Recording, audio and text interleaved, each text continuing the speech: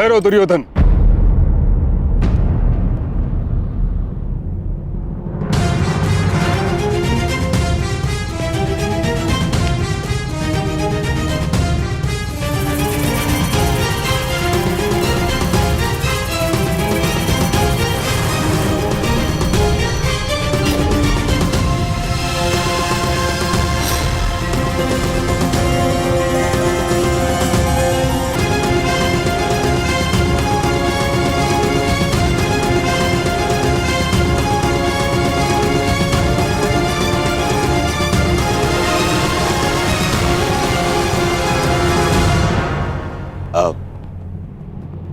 आइए पितामह, मैं सौभाग्यशाली हूं कि मुझे मेरे विवाह में आपका आशीर्वाद मिलेगा। आइए।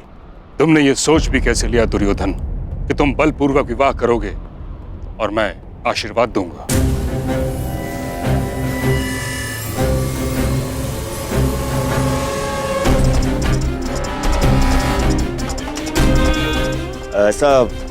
ऐसा नहीं है पितामह। ये विवाह भानुमति की सहमति से ही हो रहा है।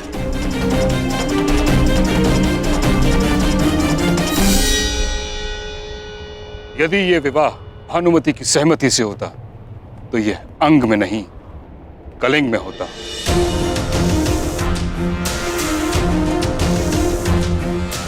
तुम्हें हरण करने की आवश्यकता नहीं होती दुर्योधन।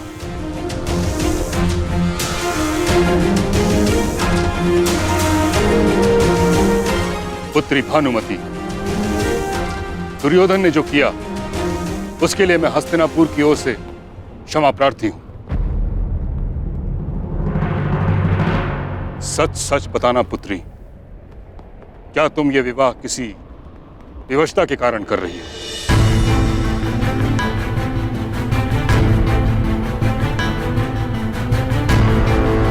स्वयंवर में जो हुआ, परंतु इस समय भीष्म तुम्हारे सामने उपस्थित है। किसी से भयभीत होने की कोई आवश्यकता नहीं। यदि यह विवाह तुम्हारी सहमति से नहीं हो रहा तो मैं वचन देता हूं कि तुम्हें सम्मान पूर्वक कलिंग वापस भेज दिया जाएगा।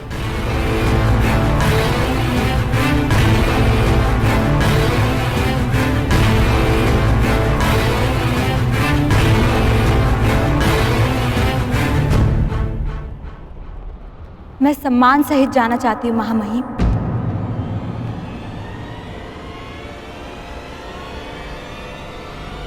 परंतु कलिंग नहीं, हस्तिनापुर।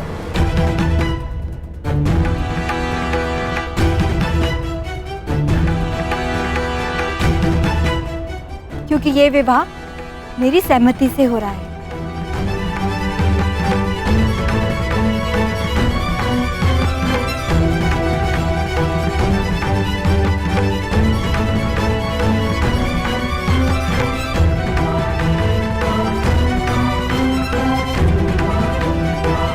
अब तो आप मुझे आशीर्वाद देंगे ना पितामह, और मित्रकर्ण को भी।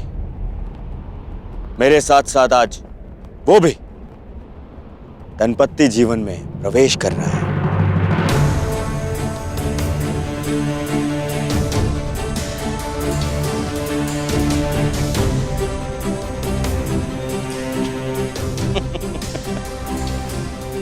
ऐसे क्या देख रहे हैं पितामह? कर्ण कुछ ऐसा तो नहीं कर रहा है जो आज से पूर्व ना हुआ।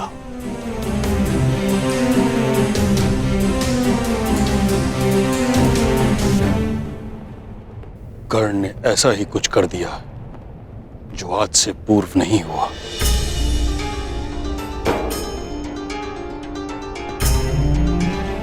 ये तुमने क्या किया कर्ण?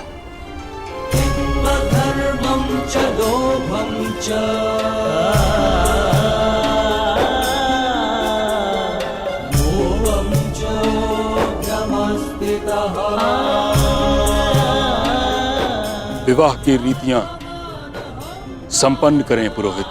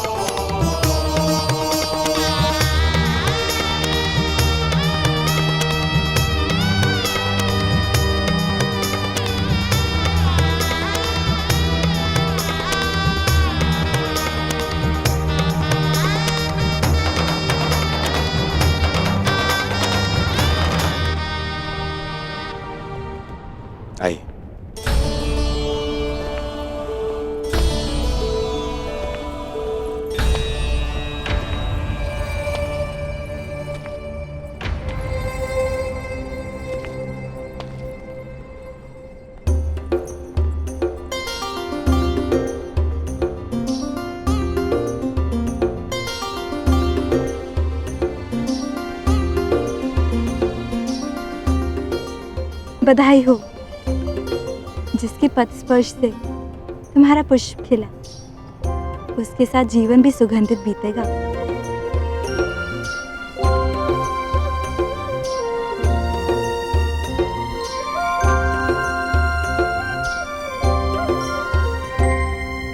अंगराज कर्ण,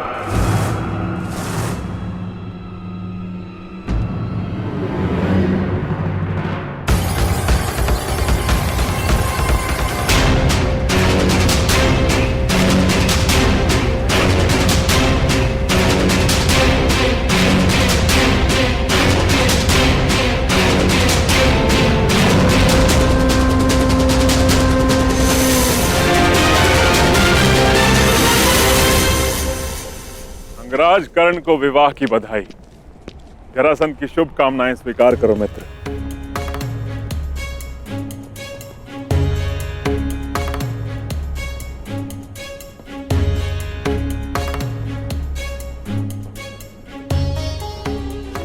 आमंत्रित किए बिना ही आप यहाँ आए हैं मगध नरेश, तो स्पष्ट है कि आपका यहाँ आना केवल बधाई देना नहीं होगा।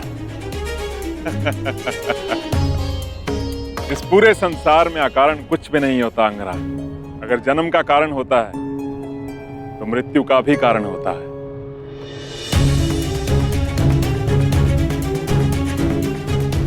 वर्षा आने का कारण धरा की प्यास को बुझाना होता है और अग्नि जलने का कारण घर्षण होता है। और दो लोग मित्रता भी इसी कारण से करते हैं, जो अपने शत्रुओं से अधिक बलशाली बन सके। मेरे यहां उपस्थित होने का भी एक कारण है, किंतु इतना समय है मेरे पास कि मैं तुम्हारे विवाह की औपचारिकताएं पूरी होने तक रुक सकूं। विवाह करो, कारण उसके पश्चात बताऊंगा।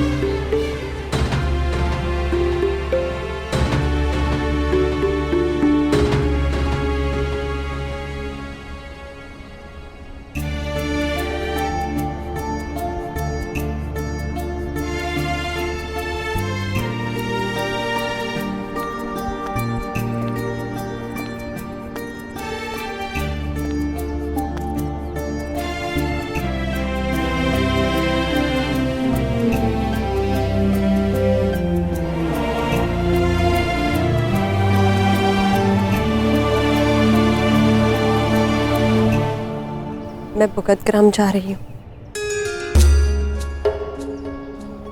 मेरी चिंता मत करना, पिताश्री है मेरे साथ।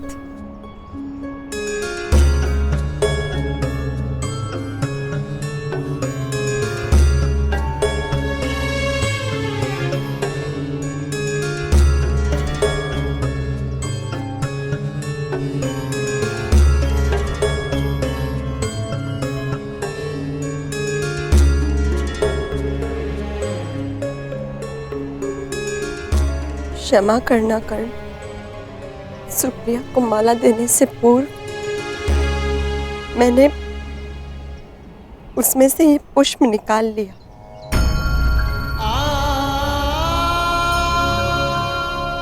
स्मरण है कर्ण, तुमने कहा था हमारा प्रेम पुष्प की सुगंध भाती है।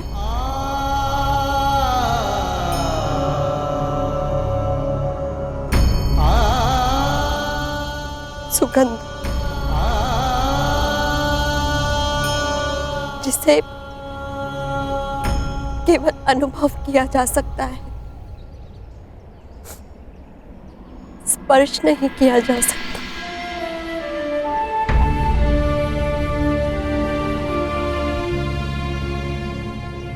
जाओ कर्ण, अपने प्रसन्न गृहस्थ जीवन का प्रारंभ करो।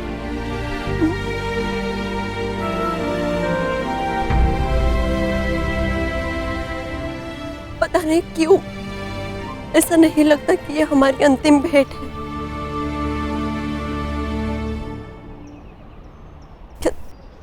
क्या तुम्हें नहीं लगता?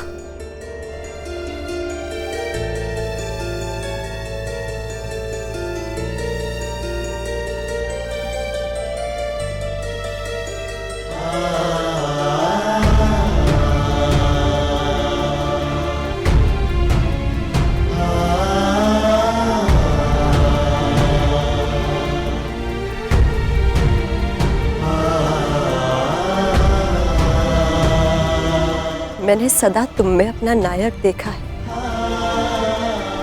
जिसके लिए उसका कर्तव्य सबसे महत्वपूर्ण है।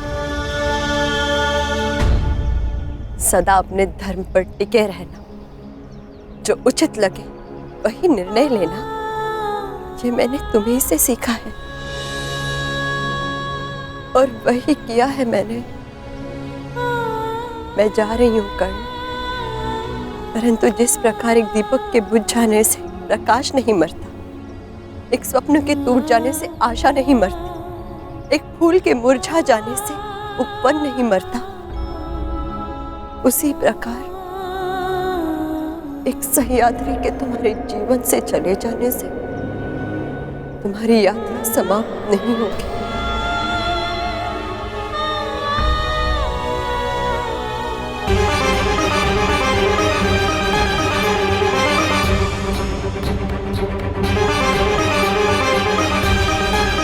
मुरझाए पुष्प की सुगंध पुष्प को खो देने का स्मरण कराती है। हमारा प्रेम सुगंध बनकर नहीं, एक पीड़ा, एक वेदना बनकर हमारे हृदय में हमेशा रहेगा।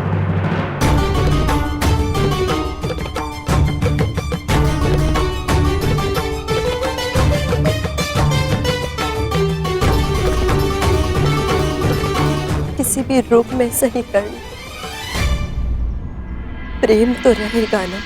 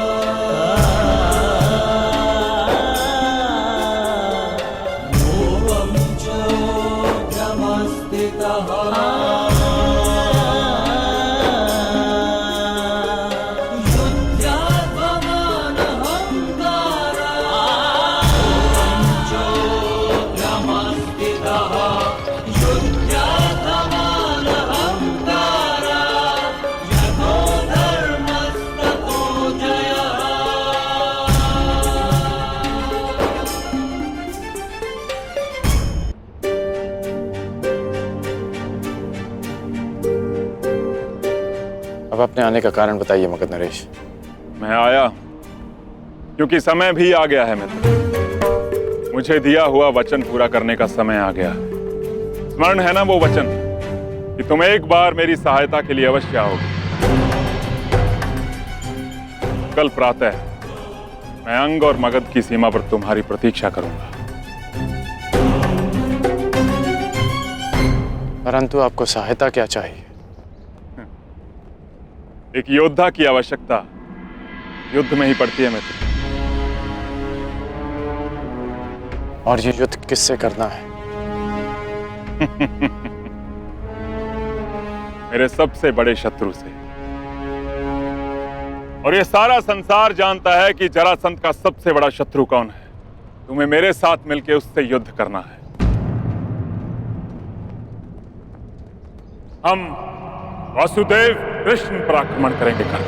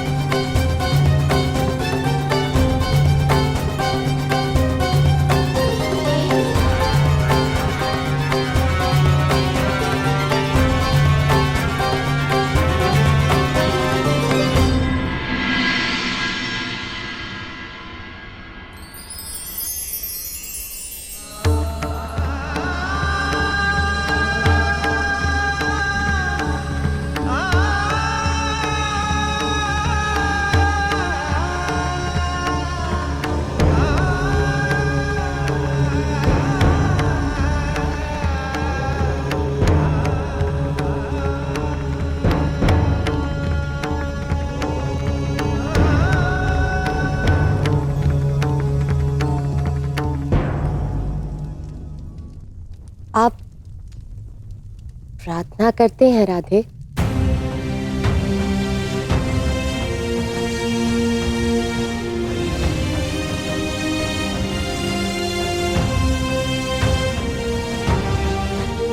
मैं करती हूँ सदा नियम से, और एक कुंवारी कन्या की प्रार्थना सदा उसके पति के विषय में होती है। तो क्या मांगा आपने अपनी प्रार्थना में? यही कि मेरा पति ऐसा हो जिसके सामने आते ही मेरा शीश आदर से झुक जाए, और जिसके विषय में सोचकर गर्व से उठ जाए। परंतु हर स्त्री की भांति मेरे मन में भी चिंता रहे कि मेरे आराध्य मेरी प्रार्थना सुनेंगे या नहीं। जो पूछना चाहती हैं स्पष्ट रूप से पूछिए।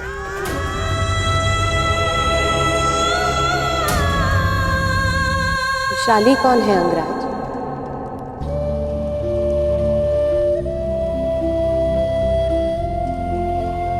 और उससे आपका क्या संबंध है? हम दोनों का विवाह नियति का एक ऐसा मोड़ है जिसकी मैंने कभी कल्पना नहीं की थी, क्योंकि जिस मंडप में हम दोनों का विवाह हुआ उसी मंडप में विशाली और मेरा विवाह होना था। मैं तुमसे विवाह करना चाहता हूं। पहली बार वो मेरा घर नहीं, हमारा घर था। सूर्य को साक्षी रखकर वचन दोकर कि तुम सुप्रिया से विवाह करोगे।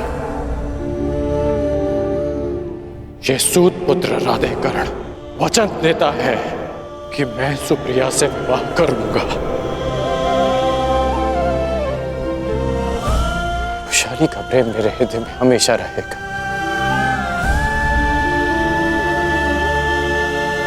परंतु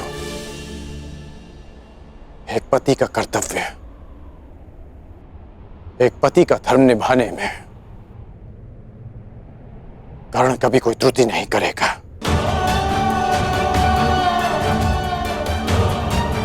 अब हम दोनों विवाहित हैं, इसलिए बस अंगराज,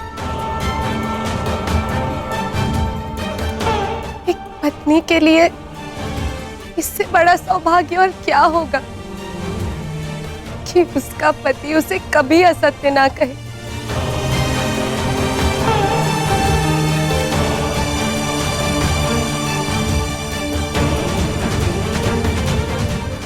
मेरे आराध्य ने मुझे मेरी पूजा का फल दे दिया। अंगराज, आपको भी उसी आराध्य की पूजा करनी चाहिए।